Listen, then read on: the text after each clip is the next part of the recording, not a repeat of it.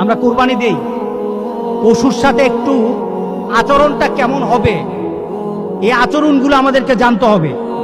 রাসূল সাল্লাল্লাহু আলাইহি সাল্লাম কুরবানির ব্যাপারে বলেছেন, ঈদগাহে যাওয়ার আগে কুরবানি দেওয়া যাবে না।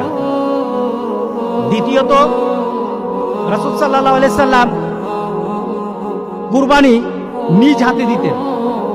সুতরাং আমাদের একটা চেষ্টা থাকা দরকার, আমাদেরও একটা চাহিদা থাকা দরকার যে আমার কুরবানিটা আমি দেব। আপনি কুরবানি দেওয়ার সময় কুরবানির পশু যেন কোনো ব্যথিত কোনো কারণে কুরবানির পশু যেন ব্যথা না পায়, কষ্ট না হয়, এ প্রচেষ্টা করতে হবে।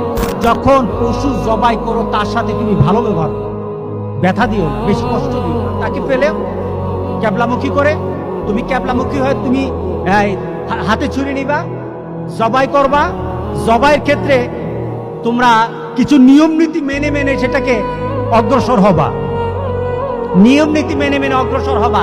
প্রথম কথা হলো, যারা ধরবে সবাই, শুধু যে জবাই করবে সে নয়, যারা ধরবে সবাই যেন তাকবীর পড়ে, বিসমিল্লাহ আল্লাহু আকবার, বিসমিল্লাহির রহমানির রহিম না, কিন্তু বিসমিল্লাহ আল্লাহু আকবার, সবাই যেন এটাকে এইভাবে পড়ে এবং পরে যেন জবাই করে।